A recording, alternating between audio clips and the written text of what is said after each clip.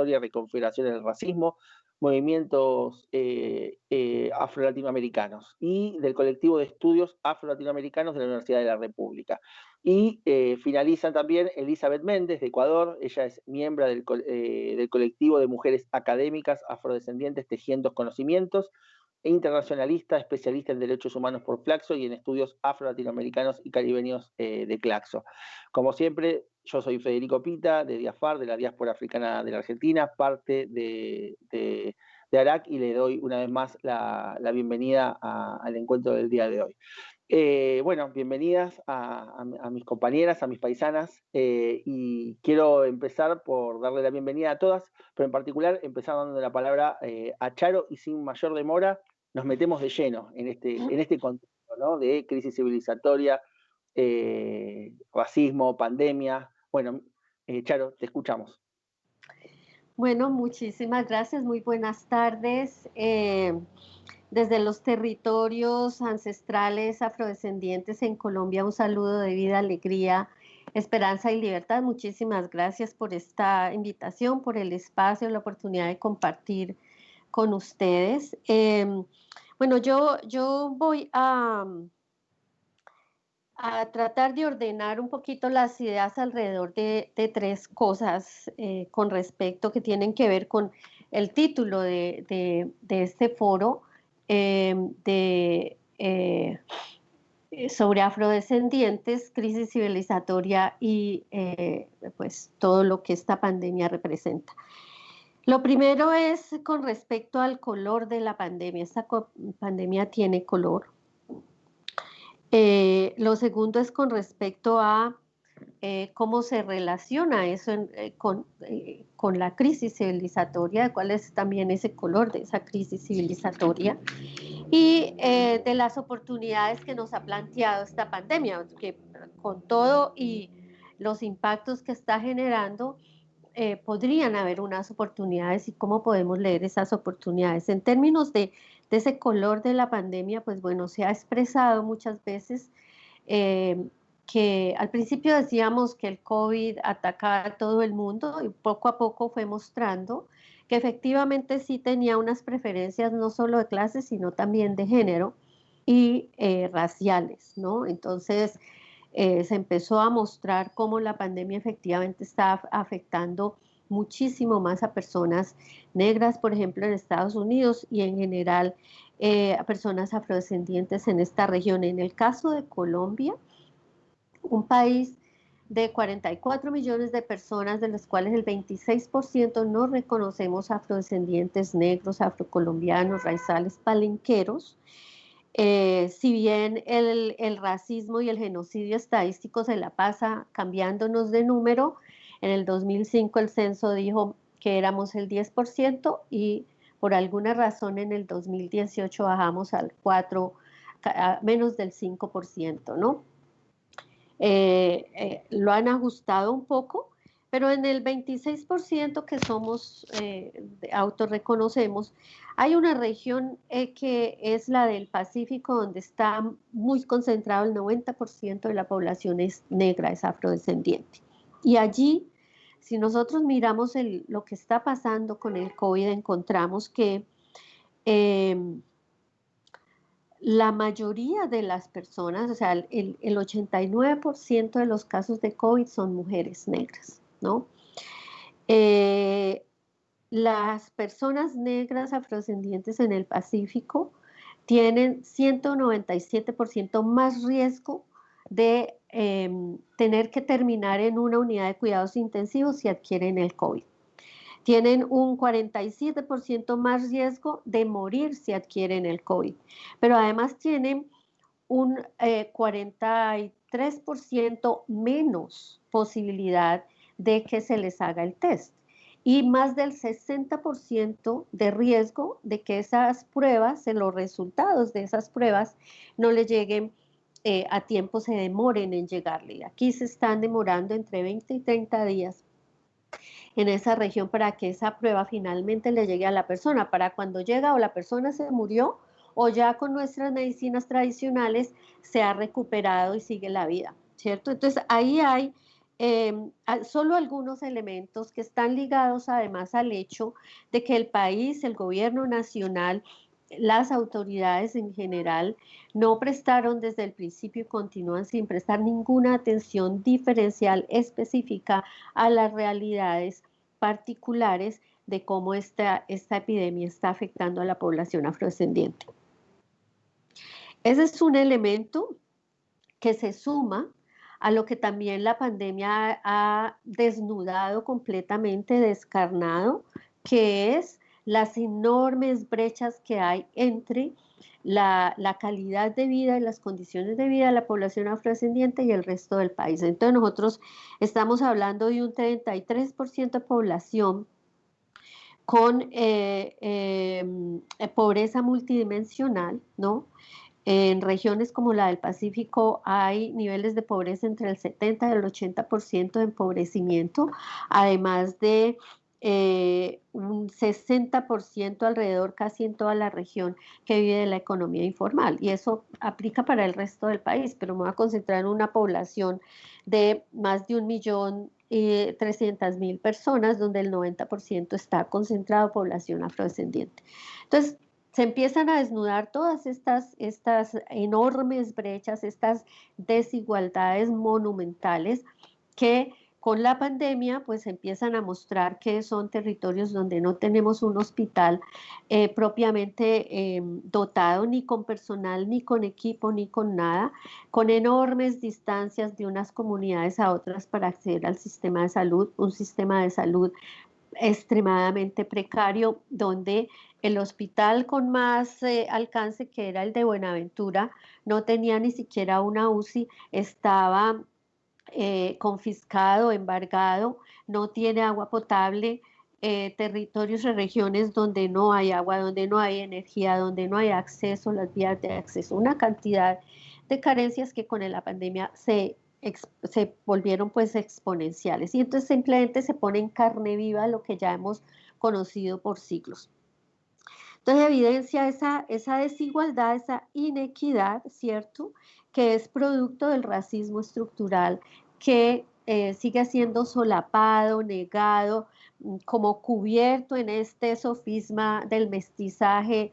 Colombia es un país mestizo, a pesar de que en el 91 se reconoció pluriétnico y multicultural, eso no es un reconocimiento evidente y se deja ver pues en todas estas manifestaciones que son para nosotros claramente racistas. En términos de la crisis civilizatoria, entonces también lo que hace la pandemia es desnudar los elementos puntuales de esa crisis, o sea, pone allí sobre la mesa una serie de factores que están basados en lo que está en crisis, pues es toda esta hegemonía de la civilización occidental, con unos valores centrados en una serie de supremacías, ¿no? La supremacía de unos seres sobre otros que creó esta noción de lo negro y del racismo, pero también la supremacía del dominio del hombre sobre la naturaleza y sus recursos, la supremacía de las relaciones de género, la supremacía del economicismo, del desarrollismo. Entonces, todos estos elementos son los que están en crisis y digamos que la pandemia los desnuda por completo y pone allí abiertamente a cuestionar esos elementos de la crisis, pero también nos brinda una serie de posibilidades, nos permite pensar en cuáles pueden ser las posibilidades en el marco de esta crisis que podemos tener particularmente como pueblos afrodescendientes. Nosotros pensamos que, y particularmente yo lo creo completamente, que la pandemia deja sobre la mesa algunas posibilidades, ¿no? Aquí hay un mensaje claro de esa ahora o nunca, o caminamos hacia transformaciones o nos vamos a hundir por completo. Entonces, tenemos la posibilidad de hacer transformaciones que nos permitan enfocar la tarea en ese ejercicio que hemos venido abordando de desmantelamiento del racismo y del patriarcado como dos bases centrales, fundamentales de esas formas de poder y de opresión que han sido el generador, los elementos que nos tienen en la crisis civilizatoria y que han sido tan evidentes en esta pandemia.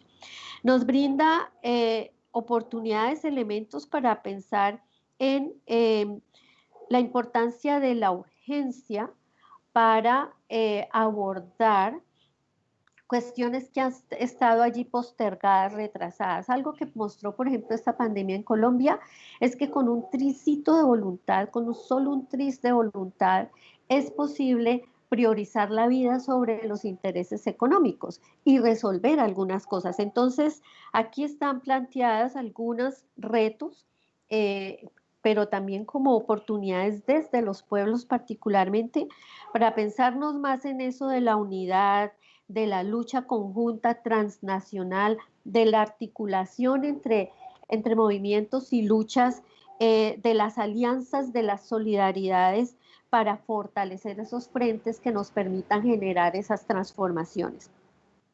Y hay un elemento importante que también nos pone aquí muy en urgencia esta pandemia y todo este elemento de crisis civilizatoria que se desnuda con la pandemia, que está relacionado con volver o concentrar esta lucha que tenemos como pueblos en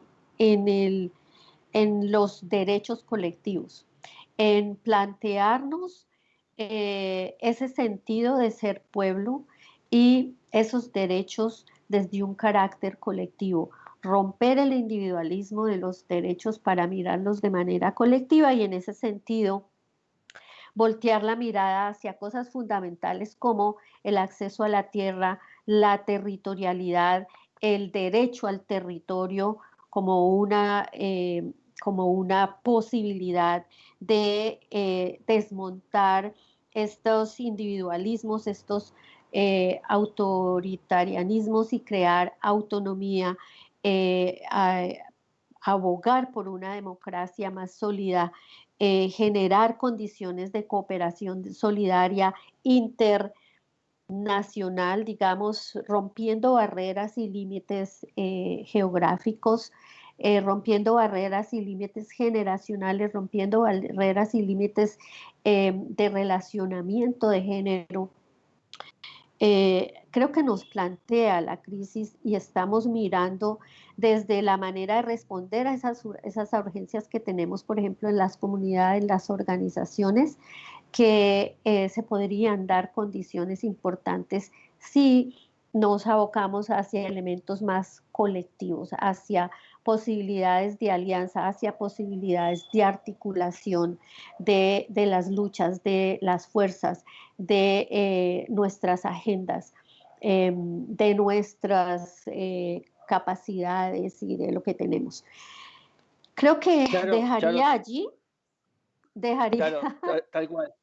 Tal cual. Y me quedo con esta idea porque me parece que da para seguir desarrollando el tema de alianzas y sobre todo esta última parte que hablabas de oportunidades. Si me parece, dejamos ahí. No se escuchó, me avisaron que no se escuchó bien la primera parte. Vuelvo, la que nos estaba compartiendo recién es Charo Mina Roja, feminista negra decolonial, antirracista, parte del proceso de comunidades negras, el PCN de Colombia, una de las organizaciones más importante del movimiento y del activismo negro en Colombia.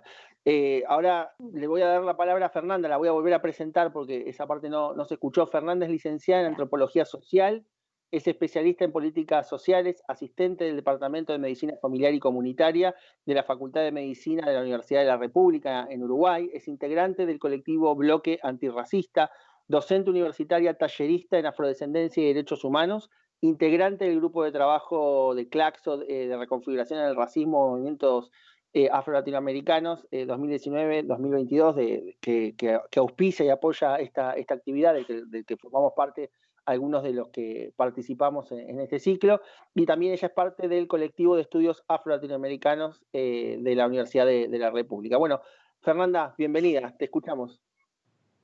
Bueno, hola, buenas tardes para todas, para todes. Un gusto compartir esta oportunidad de diálogo con ustedes también, Charo, Elizabeth, Federico. Eh, bueno, tenemos poco tiempo, así que voy a intentar ser súper breve y concisa. Y voy a empezar situando mi intervención, hablando un poquito de lo que es el contexto, el escenario de Uruguay hoy en día, ¿no? Realmente tenemos un escenario complejo. Es un año de muchos cambios el que estamos atravesando en estas latitudes. Por acá recibimos un 2020 con un cambio de gobierno y todo lo que ello implica.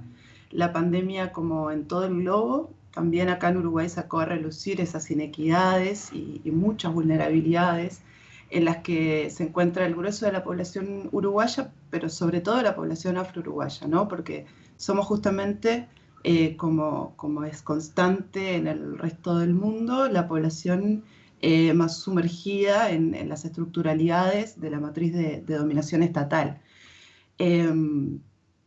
Hoy en día en el Parlamento uruguayo están sentados mayoritariamente hombres, hombres blancos, heterosexuales, cisgénero, clase alta. Eh, Hoy en día ese lugar es un lugar, el Parlamento uruguayo es un lugar en el que se hace apología de la violencia racial, se hace apología de la violencia machista, se hace apología de cualquier manifestación de violencia hacia las mujeres, disidencias, negros, pobres. El Senado uruguayo, la verdad es que al día de hoy tiene un nivel de debate deplorable y deja mucho que desear. Esto lo digo porque se han suscitado algunas situaciones de racismo explícito en ese contexto, ¿no?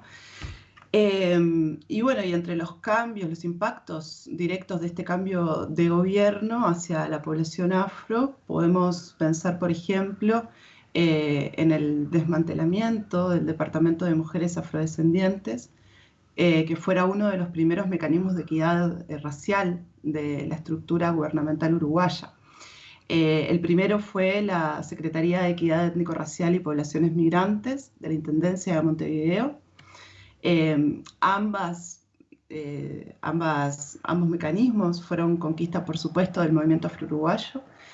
Y bueno, el Departamento de Mujeres Afro fue desde sus inicios un lugar en donde se desarrollaron actividades, conocimiento y mucha sistematización de datos que por primera vez atendían las necesidades de nosotras, las mujeres negras del país, que nos sacaron también de la invisibilidad estadística, y trabajó muchísimo en pos del reconocimiento de la justicia y el desarrollo para nuestra población. Entonces acá me detengo y creo que es preciso hacer un reconocimiento y destacar la labor de quienes fueran sus directoras, ¿no? La compañera Alicia Esquivel, Karina Moreira, Beatriz Ramírez, una persona con la que es generosísima con sus conocimientos y una docente por naturaleza, y también Lourdes Martínez Beterbie, con quien además tengo el gusto de trabajar desde el colectivo de estudios afro-latinoamericanos. Bueno, en este contexto también comentarles que, digamos, el debate social hoy en Uruguay, hay quienes argumentan que tener cualquier tipo de acción afirmativa es manipular a los negros, ¿no? Así textual, para sacar rédito político. Y esto no es un dato menor, porque lo que no está atendiendo quien promueve estas narrativas es un hecho fundamental, y es que las acciones afirmativas son impulsadas por el movimiento negro, afro-uruguayo. Nadie nos manipula, nosotros mismos, nosotras mismas, lo impulsamos, lo sostenemos, y eso es súper importante, me parece, porque negar eso también es negar la capacidad de agencia transformadora, la capacidad crítica y de acción política, que es algo que históricamente en el Uruguay todas las organizaciones colectivas hemos defendido. Entonces, bueno, hoy en día se deja ver un discurso nacionalista que está impregnado de una supremacía blanca que al uruguayo promedio le parecía inimaginada, pero que para nosotros, los afro-uruguayos, afro-uruguayas y los hermanos y hermanas charrúa, ha sido siempre indiscutiblemente claro, ha sido muy claro, ¿no? Porque lo hemos vivido, lo hemos encarnado, lo hemos experimentado desde siempre. Pero Uruguay es un país muy cínico, muy hipócrita, y en estos tiempos han resurgido estos populismos, ¿no? Se puede escuchar porque somos todos iguales, porque no hay que hacer diferencia entre las personas, o hablar de racismo es discriminar. Esa frase en particular es una frase que utilizó el Estado uruguayo por mucho tiempo para desestimar los pedidos y demandas de la sociedad civil de incluir, por ejemplo, en los registros y formularios la variable étnico-racial.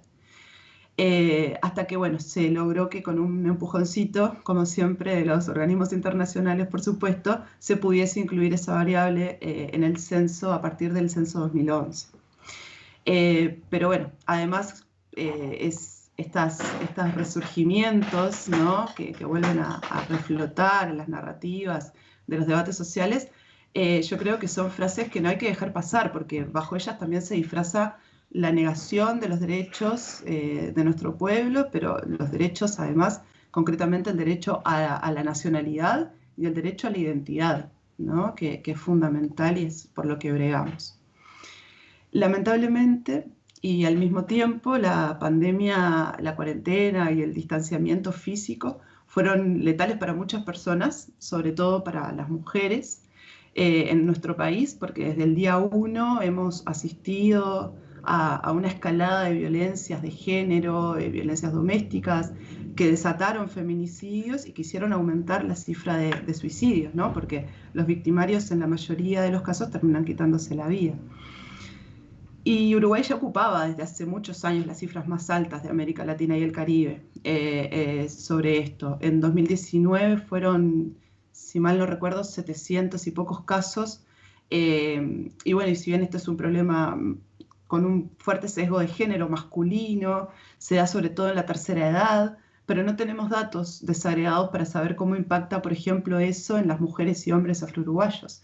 Y eso es preocupante. Y también nos lleva a pensar en las políticas con abordaje de género y generaciones y con mirada étnico-racial, que si bien han avanzado mucho en nuestro país, sin embargo, a pesar de todos esos avances, en lo referente a la salud con enfoque étnico, aún es muy resistido. Ese es un debate muy resistido, tanto en el campo político como en el campo social. En 2018 se instaló a nivel municipal un programa focalizado de atención a la salud a la población afro, que se llamó Afrosalud, del cual tuve el gusto de ser parte.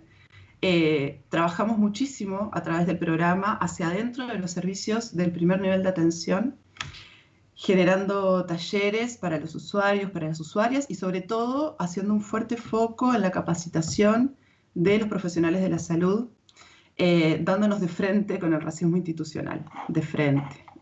Fue muy, muy fuerte esa experiencia, pero creo que también nos sirvió para conocer más de cerca el estado de situación, ¿no? del racismo institucional en esta cuestión. ¿Qué decirles? La sociedad uruguaya creo que tiene un gran debe, una gran falta consigo misma de hacer frente al racismo que existe, hablar de él, nombrarlo, por supuesto, tomar acciones para desarmarlo. Desde las organizaciones afro seguimos alertando sobre esta necesidad de, en primer lugar, develar ese tabú, dar por fin el debate sobre la cuestión étnica-racial, como una condición primera para poder entender las relaciones sociales desiguales que históricamente se han configurado a través de lo racial, ¿no? En nuestro país. Y porque sabemos además que en este contexto, y más que nunca, son nuestros derechos los que se ven en juego. Y necesitamos parar, revisar nuestras prácticas, ver qué pudimos hacer mejor, qué debemos hacer ahora y hacia dónde queremos llegar. Pero sobre todas las cosas, a través de qué camino queremos transitar esos objetivos, ¿no? Porque en los últimos 15 años nos hemos dedicado casi que absolutamente a desarrollar políticas de identidad, que sin duda han sido fundamentales para comenzar a revertir brechas en los niveles de pobreza, en el acceso a la educación, al trabajo, y combatir esos rezagos, pero este marco de políticas y las acciones que pudimos desarrollar en ellas, una cosa importante es que nos han devuelto el espejo que nos robó el colonialismo y que nos sigue robando la colonialidad, y hemos comenzado, creo que, a transitar un camino hacia la recuperación de filosofías, de pensamientos, de formas de ver, de interpretar el mundo y la vida en clave de africanía, ¿no? Y en este sentido, bueno, las articulaciones históricas del movimiento afro-uruguayo con la afrodiáspora, sobre todo de América Latina y el Caribe, han sido esenciales. Y esto creo que se vio reflejado en el hito de Durban en 2001, en el cual bueno, el contingente de militantes y activistas afro-uruguayos tuvo una participación fundamental y protagónica. Entonces, bueno, hoy por hoy creo que desde el movimiento afro-uruguayo vemos al Estado como un campo de disputa que debemos ocupar, que debemos interpelar, pero donde creo no nos podemos estancar.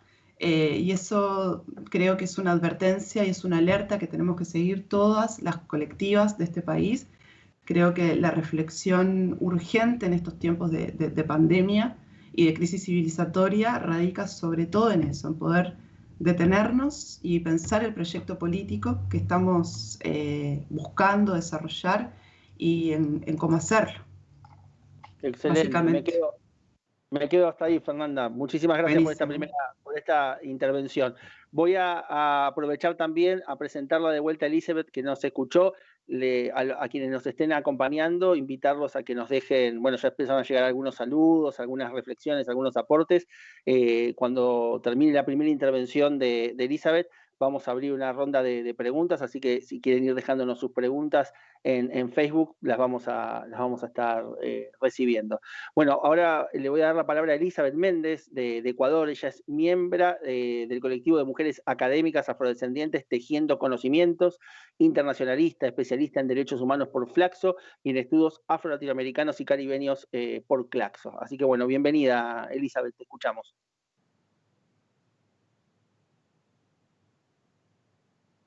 No te escuchamos.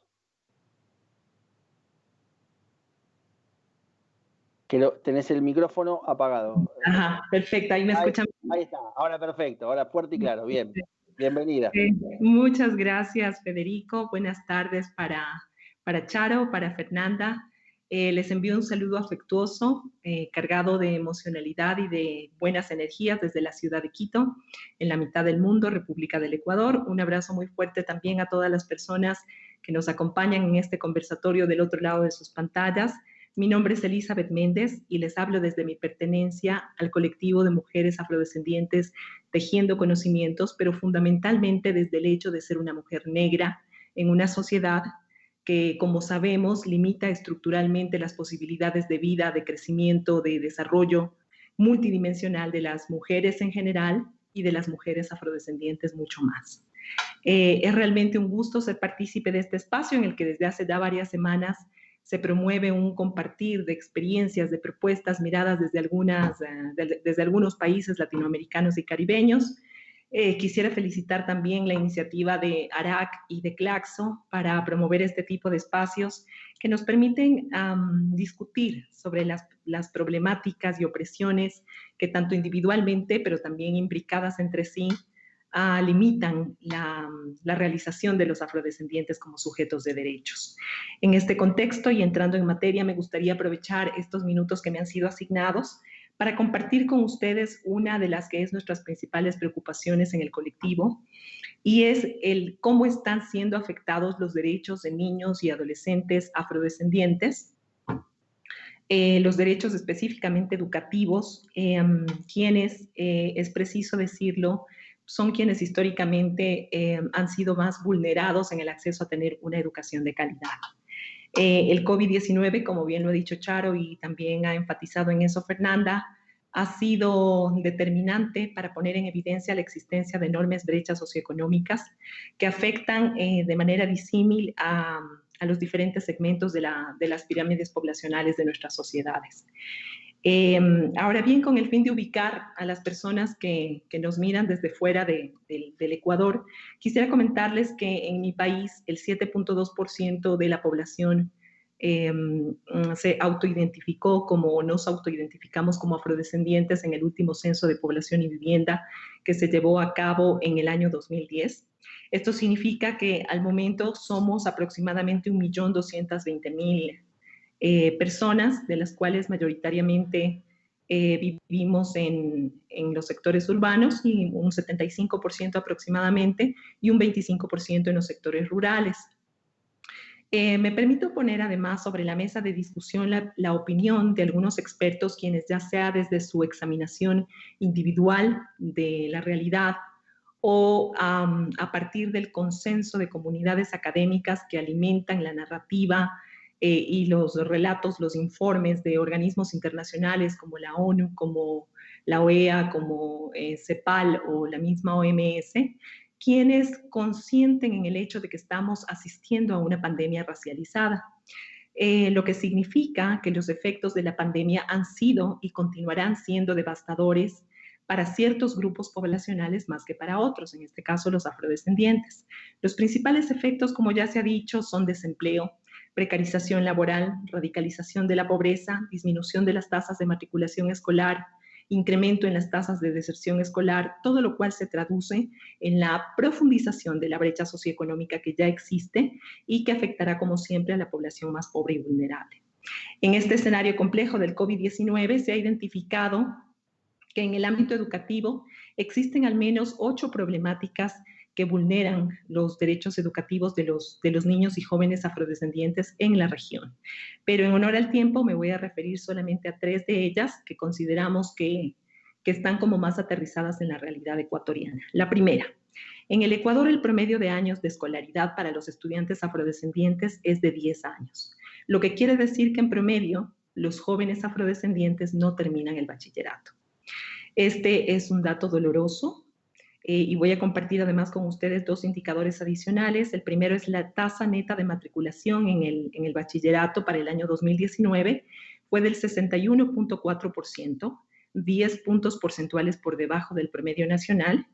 Y para el mismo año la asistencia al bachillerato fue del 67%, en tanto que el promedio nacional estuvo 7 puntos porcentuales por arriba. ¿Qué nos dicen estos datos, aparte de lo que ya se ha mencionado? Es decir, que el grueso de los estudiantes afrodescendientes no culminan su formación educativa de segundo nivel, es decir, no terminan su bachillerato, y además de que los indicadores educativos para la población afrodescendiente están muy por debajo de los promedios nacionales, pues simplemente nos dan datos, nos generan evidencias que nos permiten sostener que efectivamente existe una brecha en el sector educativo que es muy importante de considerar especialmente desde las problemáticas diferenciadas para darles soluciones diferenciadas. Y sobre todo nos previenen sobre el rezago en el acceso a la educación de tercer o cuarto nivel, que está siendo una de las consecuencias y que es predecible que se va a radicalizar en el escenario post-pandemia. En segundo lugar, o la segunda problemática que hemos identificado, es la baja calidad de la educación impartida en las instituciones educativas con población mayoritariamente afroecuatoriana. En este punto, permítanme compartir con ustedes un dato que es bastante explicativo sobre esta problemática, y es que en el Ecuador, al culminar la educación, digamos, de segundo nivel, los bachilleres tienen que rendir una prueba, una evaluación que se llama Ser Bachiller. Esta prueba cumple con 2 objetivos. En primer lugar, evaluar el nivel de conocimientos adquiridos por los estudiantes durante todo su transitar por el sistema educativo nacional. Y en segundo lugar, les posibilita postularse para acceder a un cupo en las universidades estatales, es decir, en aquellas que son subvencionadas por el Estado. La realidad para los estudiantes que provienen de instituciones con estudiantes mayoritariamente afrodescendientes es que el resultado promedio de la prueba que ellos rinden es de 729 puntos sobre 1000. o 7,29 sobre 10, como se quiera ver. Esto en contraposición con el promedio país, que es con el promedio de los estudiantes, digamos, nacional, que es de 7,67 sobre 10. Entonces ahí también identificamos una brecha. Este hecho o esta problemática unida a la anterior realmente nos da una panorámica, una radiografía de lo compleja que es la situación educativa para los estudiantes afrodescendientes. Pues si por un lado decimos que la mayoría de los chicos matriculados en el colegio no terminan su formación y no logran ser bachilleres, por lo tanto no van a tener acceso a la universidad. Y por otro lado decimos que los pocos que se gradúan tienen una calificación tan baja que les va a imposibilitar acceder a un cupo para la universidad, pues entonces realmente estamos ante un hecho que va a ser determinante en el nivel de formación y de profesionalización de los jóvenes afroecuatorianos y que necesariamente va a repercutir en que estos no consigan buenos empleos y también buenas remuneraciones. Entonces, estamos ante un ciclo que empieza por un deficiente nivel educativo, pocas oportunidades de profesionalización, precarización laboral, marginalidad y pobreza. Mientras no estemos en posibilidad real de romper este ciclo, pues va a ser muy difícil que se logre cumplir con el objetivo con los objetivos de desarrollo del milenio 2030 que dicen que nadie se quede atrás, ¿no? Porque nos vamos a quedar muy por detrás. Y por supuesto, no se va a lograr promover la movilidad social de la mayoría de la población afrodescendiente que ocupa pues, los segmentos más bajos de la pirámide socioeconómica nacional. Un tercer problema está relacionado con la implementación inconclusa de la estrategia de etnoeducación afroecuatoriana. En el año 2016, el Ministerio de Educación del Ecuador determinó que la implementación de la etnoeducación es una estrategia que permitiría, entre otros objetivos, recuperar la memoria colectiva, fortalecer la identidad y la cultura, promover la revalorización de saberes y conocimientos, con el objetivo principal de disminuir el racismo y la discriminación estructural que persiste en el sistema educativo nacional.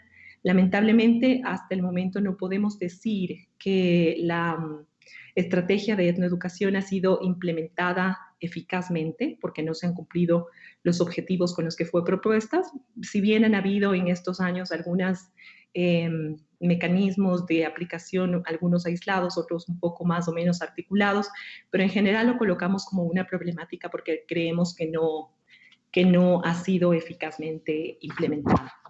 En este escenario de pandemia y pospandemia, estas tres problemáticas se complejizan. Se calcula que en el Ecuador existen aproximadamente 4.800.000 estudiantes, de los cuales 1.800.000 estudian en escuelas y colegios privados. Los otros 3 millones restantes dependen del sistema educativo estatal para su formación académica. El Ministerio de Educación ha indicado que las instituciones educativas, de acuerdo con su disponibilidad de recursos tecnológicos, conectividad, capacitación de docentes, accesibilidad de estudiantes, en fin, pueden acceder a 3 metodologías. La primera, que es recibir clases virtuales tuteladas por profesores especializados en cada área, que es la opción ideal en el escenario pandemia y pospandemia, y a la que muy probablemente se van a adscribir las instituciones privadas.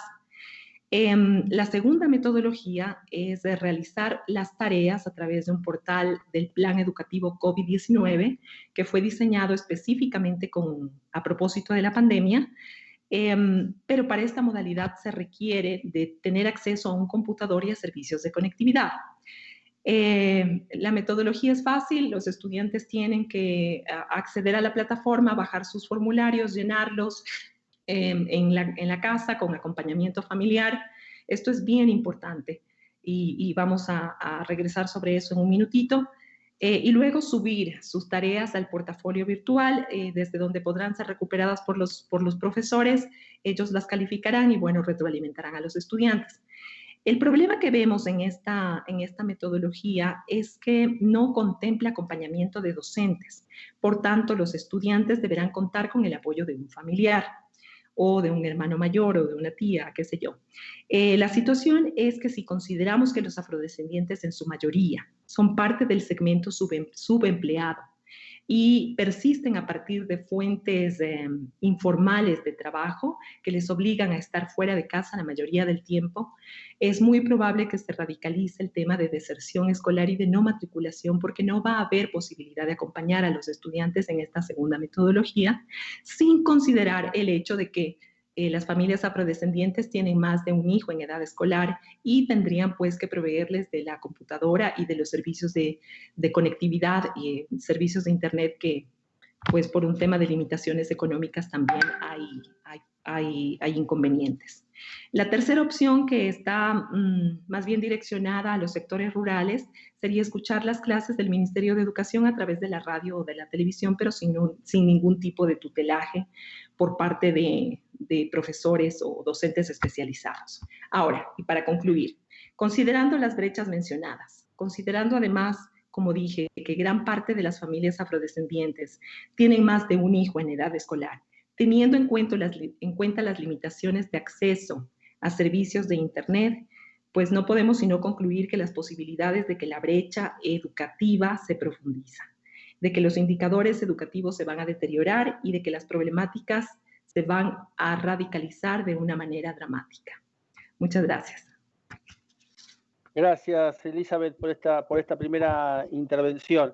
Digo, se hace manifiesta la realidad de estas tres sociedades que estamos analizando, que tienen un factor en común en este momento, que son gobiernos de corte neoliberal, ¿no? Y evidentemente las comunidades afrodescendientes, si podemos ver como son un objetivo predilecto de las derechas, tanto en un proceso de eliminación como en un proceso de abandono. Es muy interesante lo que escuchamos hasta esta parte. Charo, vos hablabas, en la última parte de tu intervención, hablabas de los derechos colectivos, hacías hincapié en el contexto de oportunidades que nos abre esta situación de crisis civilizatoria. Si te animás a profundizar un poco más en eso, te invito, Charo. Sí, bueno, gracias. Bueno, la cosa es que desde que, digamos, una de las cosas que ha sido evidente para nosotros y que es contrahegemónica de esta historia, ¿no? Y este sistema de vida capitalista ha sido precisamente el tema de lo colectivo. Nosotros podernos mover de toda esa noción de los derechos y de las formas de vida individualistas para abrazar y comprender formas de vida que están más centradas en lo colectivo, es algo que ha sido crítico desde el punto de vista de la construcción de un proyecto político como pueblo. Entonces, creo que parte de los elementos que está planteando la crisis civilizatoria están allí, están en esa evidencia de que los individualismos, los autoritarianismos, esos nacionalismos recalcitrantes y esas formas de negación de los otros y, como decías ahora, de solo reconocimiento en la medida en que pueden ser explotados o que pueden ser utilizados o que pueden ser destruidos por completo. Todas esas cosas están viniendo a ser parte de lo que nos plantea esta crisis. Y lo que estamos mirando desde los pueblos es que precisamente lo que nosotros hemos venido construyendo y la razón por la cual hemos persistido frente a tanta barbarie es todo lo opuesto.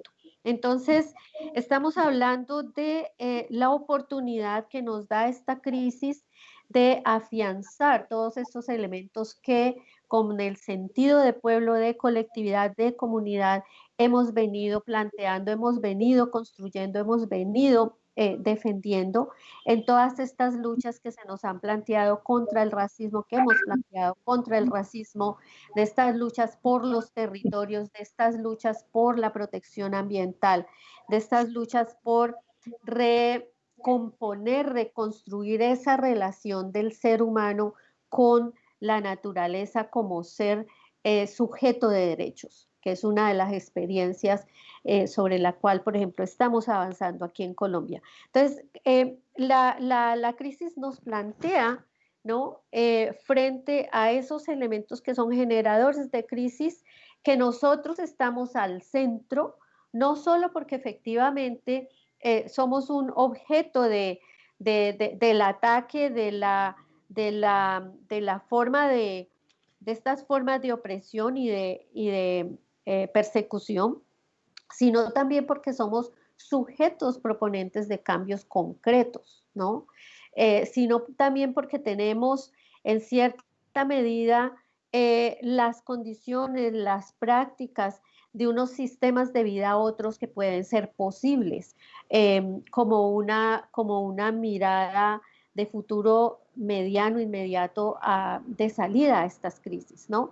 Eso nos recuerda, y nosotros particularmente aquí desde el proceso Comunidades Negras nos mueve los principios africanos del Ubuntu y del Sankofa. El Ubuntu porque nos recuerda que ese soy porque somos, es un soy porque somos que nos indica que somos hoy por los que vinieron atrás de nosotros, y es nuestra responsabilidad construir, proteger, persistir y perseverar para los que siguen, los que están hacia el futuro. Pero también desde esta filosofía del Sankofa de que no es equivocado lo que ya, digamos, volver sobre lo que ya conocemos, el hecho de que nosotros hemos practicado, y es una práctica ancestral, el internacionalismo. Eso quiere decir que a nosotros nos importa, nos reconocemos parte de la comunidad, de la hermandad africana en el mundo, nos reconocemos parte de las diferentes luchas contra la opresión, contra estos poderes opresivos brutalizantes que hay en el mundo, y que esto que hemos practicado en otros momentos es hora de retomarlo frente a esta crisis civilizatoria y empezar a ponerlo como un elemento frontal que nos permita, articulando fuerzas, generando esas sinergias y solidaridades, confrontar y proponer frente a lo que podría ser de otra manera una tremenda catástrofe, ¿no? Una tremenda catástrofe si no se logra, digamos, poner el pie adelante frente a lo que está planteado como crisis. Gracias, Charo. Fernanda, bueno, nos llegan saludos de Curazao, de Venezuela, de Argentina, de México, bueno, de un montón de lugares, la saludan, la felicitan por sus intervenciones. Hablabas al principio, Fernanda, y acá lo retomaban en unas preguntas que nos llegó a través de Facebook. Hablabas del Parlamento, hablabas del Senado, hablabas de la representación política. Llegan saludos también de Uruguay mientras voy hablando. Y preguntan por la senadora Gloria Rodríguez, ¿no? Primera senadora negra de Uruguay, dice, que en campaña decía que se iba a ocupar de poner en discusión el racismo en Uruguay, el racismo estructural en Uruguay. Entonces preguntan, bueno, ya se ha puesto en marcha del Partido Nacional, ¿no? Vale aclarar en qué contexto o de qué espacio político es esta senadora. Dice si ya puso en política concreta este racismo y la discriminación del mismo gobierno, como planteaba vos, Fernanda, que ni bien llegó, desmanteló el área de mujeres negras. ¿Qué tenés para compartirnos al respecto? Bueno, no, para contestar específicamente a la pregunta, no se ha puesto en marcha ningún tipo de acción aún para el debate sobre estas cuestiones. En realidad, me atrevería a decir que las pocas veces que se ha expresado la senadora al respecto ha sido de una manera muy poco feliz, porque hay una tendencia a no hablar claro, ¿no? A manipular cifras, a de alguna manera manipular también los datos de la realidad, que son fácilmente contrastables además. Hace poco circuló una noticia en un diario de acá del país, en el que una compañera y amiga de lucha, además, compañera de lucha en situación de discapacidad motriz, le contestaba a la senadora por los dichos, ¿no? Que más o menos recoge lo que yo compartí al principio de mi intervención, esta cuestión de hablar de las minorías o tomar acciones afirmativas para los grupos, para las minorías o grupos minorizados, mejor dicho, es solo para sacar rédito político, ¿no?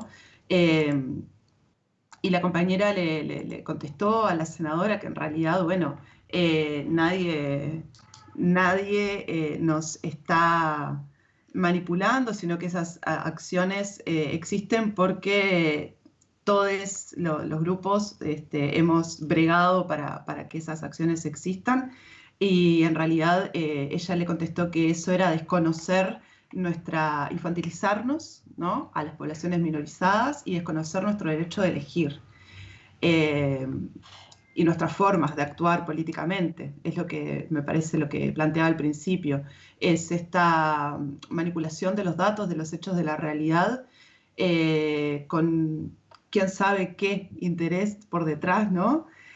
Para no dar cuenta para no llegar al núcleo duro del planteo, ¿no?, del debate, de lo que significaría debatir, hablar sin tapujos sobre el racismo uruguayo y a la uruguaya, ¿no? Porque el racismo tiene esas particularidades en cada uno de nuestros países y hay que hablar situadamente. El racismo a la uruguaya tiene eso.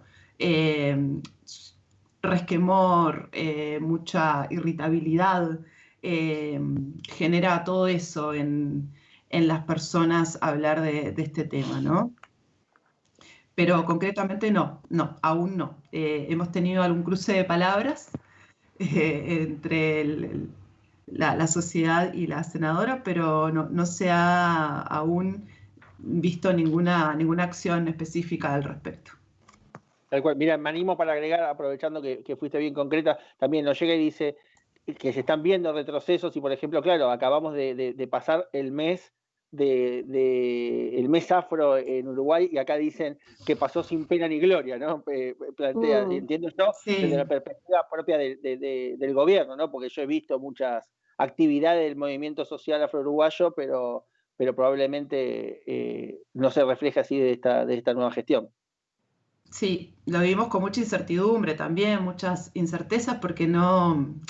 a ver, el COVID, yo estaba escuchando atentamente a las compañeras de Ecuador, de Colombia, y acá la verdad es que vieron que yo no pude compartir ningún dato específico, porque en realidad el COVID no tuvo primero tanto impacto o un impacto tan negativo en nuestra sociedad. Tenemos un sistema de salud que de alguna manera pudo hacer frente y se organizó muy bien el primer nivel de atención también, que es como el fuerte de nuestro sistema de atención, y bueno, la verdad es que no tuvimos tanto problema, pero por otro lado, si bien hubieron casos y si bien la pandemia llegó y dejó sus estragos, aunque no en lo social, sino más bien en esto, ¿no? En develar las inequidades que se viven en el país. Lo que no tenemos, y por eso no podemos compartir, son datos desagregados con la dimensión étnico-racial. Y como decía, la salud es uno de los lugares más duros para penetrar, ¿no? Y más reticentes a estas cuestiones. Entonces, bueno, por ahí es el mayor inconveniente que estamos teniendo en este momento. Bien, Fernanda, gracias. Elizabeth, hiciste un análisis y sobre todo en lo particular del esquema educativo de la comunidad afroecuatoriana impecable. ¿Qué te animás? Las compañeras están ahí esbozando algunas estrategias de los movimientos sociales, ¿no? Para revertir estos cambios negativos y promover cambios sostenibles para estas mayorías empobrecidas, estigmatizadas, expulsadas de la centralidad de lo que significa algo tan simple como ciudadanía, que para cuando se habla de afrodescendientes parecería letra muerta. ¿Qué nos puedes apuntar con eso? Bueno, gracias, Federico. Mira, yo creo que, en primer lugar, en la misma línea de lo que nos decía Charo, Debemos reconocernos como el legado orgulloso de una historia de lucha cimarrona, lo que significa que somos poseedores de una increíble capacidad de resistencia, de creación, de recreación y de proyección libertaria, ¿no? Esto lo tenemos que tener siempre presente. Celebro, por supuesto, el hecho de que a propósito de la pandemia y uno de los resultados positivos, pensaría yo, es que hay una gran cantidad de espacios que desde muchísimos locus promueven y nos permiten el diálogo, intercambiar experiencias, buenas prácticas, discutir nuestras problemáticas no solamente restringidas al ámbito de nuestras nacionalidades, sino hablarlo así abiertamente entre las problemáticas que son comunes a los afrodescendientes, a la diáspora africana en la región. Creo que más allá de eso, también tenemos en nuestras manos la responsabilidad histórica de identificar aliados y de establecer alianzas. Creo que eso es muy importante. Las claves están en nuestra historia afrodiaspórica. Tenemos que conocer entonces nuestra historia afrodiaspórica y tenemos que reinterpretar esas claves de acuerdo con el contexto que estamos viviendo, que nos tocó vivir. ¿Por qué no emular, por ejemplo, el ejemplo, valga la redundancia, que nos dio el expresidente de Haití, el general Alexander Petion, cuando colaboró con Simón Bolívar para promover las gestas libertarias, ¿no? Entonces, en un escenario en el que nosotros sabemos y estamos conscientes de que la única forma de promover cambios para las mayorías en general, pero las mayorías afrodescendientes que están siempre más empobrecidas en todas nuestras sociedades es a través de la política pública. Entonces estoy convencida de que el camino es identificar socios, aliados estratégicos que se identifiquen con nuestra lucha, que reconozcan la vigencia y la legitimidad de nuestros procesos, del objeto de nuestras demandas, y que se comprometan con nosotros en diseñar estas modernidades alternativas, como lo diría Bolívar Echeverría o Agustín Lao Montes en su contrapunteo afrodiaspórico, y que nos ayuden a bregar para cambiar las realidades. Bien, Elizabeth, gracias. Bueno, lo nombraste a Agustín, nos está mirando y mandaba saludos a Agustín hace un rato. Gran libro el de Agustín, me parece, y no salió en mejor momento aparte. Charo, como siempre nos quedamos con gusto a poco. Cuando uno la está pasando bien, pasa muy rápido. Charo, regalanos en breves minutos alguna conclusión, algunas palabras de cierre de tu parte. Bueno, sí, realmente se fue muy, muy rápido. Yo quiero agradecer a todos los que están allá conectaditos, escuchándonos, y a ustedes de nuevo por generar el espacio. Mira, yo diría así como para cerrar que si bien es cierto, miramos la cuestión también desde esa resiliencia de manera muy positiva, también tenemos que tener claro que la cuestión no es que esté fácil, ¿no? O sea, está muy, muy tenaz.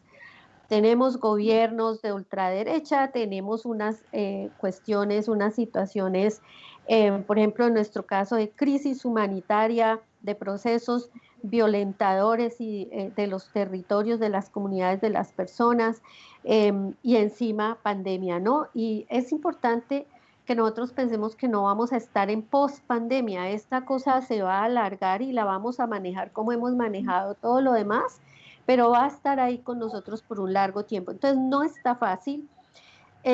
Sin embargo, yo sí insisto en que la clave aquí está en algo que sabemos y hemos aprendido y practicado siempre, y hay que estar juntos y juntas. O sea, necesitamos articularnos, necesitamos juntar fuerzas, necesitamos unirnos, buscar agendas comunes, porque esto no lo podemos enfrentar solos, y eso ha sido muy claro. Y enfatizar cómo al centro de todas estas luchas, de todas estas propuestas, siempre estamos las mujeres. Estamos marcando la pauta en muchísimos aspectos para desarrollar todos esos niveles de autonomía, de alianzas, de solidaridad, de cooperativa que requerimos para avanzar en semejante crisis. Así que bueno, tenemos realmente todo, si bien estamos en condiciones también de mucha desventaja, pero tenemos con qué, porque podemos juntarnos. Y yo creo que esa es la mayor fuerza, es lo más importante. Excelente, Charo. Muchas gracias. Fernanda, compartimos algunas palabras de reflexión a modo de cierre de tu participación en el día de hoy. Bueno, nada, me resta agradecer a todos por esta posibilidad de diálogo situado, por el intercambio. Gracias, Charo, gracias, Elizabeth. La verdad es que son pueblos, además, a los que desde Uruguay se les mira con mucha admiración y de mi parte, con mucho orgullo. El caso de Colombia es realmente un modelo a seguir, sobre todo en la parte educativa, de la cual acá también estamos bregando con mucha fuerza para lograr una educación antirracista en todos los niveles. Y bueno, también coincido con todas, con ambas compañeras en esta posibilidad que implica esta crisis civilizatoria, ¿no? Si la crisis es una posibilidad de cambio, entonces tomemos esa posibilidad de cambio, sigamos apostando a estos diálogos, sigamos apostando al encuentro afrodiaspórico. La lucha viene por ahí, es con honestidad, es juntos, juntas, juntes, y sin duda que tenemos muchas más herramientas de las que se nos ha querido legitimar y de las que incluso a veces creemos tener, ¿no? Porque aún falta mucho camino por recorrer para terminar de conocer y de conformar nuestras identidades étnicas, sobre todo en Uruguay. Así que, bueno, nada, agradecerles nuevamente a todos, a todas y esperar vernos pronto. Gracias, Fernanda. Elizabeth, unas palabras finales. Gracias, Federico. Bueno, realmente sin mucho que decir porque coincido plenamente con los criterios de Fernanda y de Charo. Realmente creo que debemos potenciar estos espacios para comunicarnos, para estar pendientes de las problemáticas que vamos experimentando, para intercambiar buenas prácticas y bueno, continuar. Yo creo, digamos, mi último mensaje sería para quienes por determinadas circunstancias dentro de las comunidades afrodescendientes tenemos accesos a ciertas ventajas y privilegios, de acuerdo con la radiografía que les transmití sobre el tema educativo. En mi país, pues tener acceso a una educación de tercer y cuarto nivel ya es una ventaja, pero al ser una ventaja también es una responsabilidad y es una enorme oportunidad de abrir caminos y de ver nuestras situaciones personales más allá de como un fin, de verlas como un medio para promover cambios, para ser agentes de cambio, para promover mejores condiciones para nuestras comunidades en el marco del Ubuntu que mencionaba Charo, me parece, el soy porque somos, soy porque pertenezco a una comunidad y si dejo de pertenecer a esa comunidad, esa está incompleta sin mí. Entonces, muchísimas gracias, ha sido realmente un placer compartir este espacio con ustedes y Ashe. Y Ashe, mira, nos llegan los saludos, Ashe. los abrazos, los Ashe. Lo importante es autorreconocernos, nos llega un mensaje también por Facebook. Me parece que este fue un buen ejercicio de autorreconocimiento. Así que agradecerles en nombre de ARAC a las tres por la participación, un lujo. La verdad que son estos encuentros a lo largo de este ciclo nos hemos encontrado con ese orgullo de pertenecer, ¿no? Que a veces nos es tan esquivo a nuestra comunidad, encontrando hombres y mujeres preparados y plantados en esa afrocentralidad, en ese orgullo negro que encarnaron hoy ustedes indudablemente. Así que desde ARAC agradecerles profundamente la participación, invitarlos a que nos sigan en las redes sociales quienes nos acompañaron de Facebook y de YouTube, arac.afrodescendientes, que va a quedar el material, y a divulgarlo porque indudablemente es una perla más en la biblioteca audiovisual de ARAC. Así que Fernanda, Elizabeth, Charo, muchísimas gracias a las tres por habernos hoy acompañado. Gracias, un placer. Gracias a todos. Muchísimas gracias. A todos. Placer, hermanas.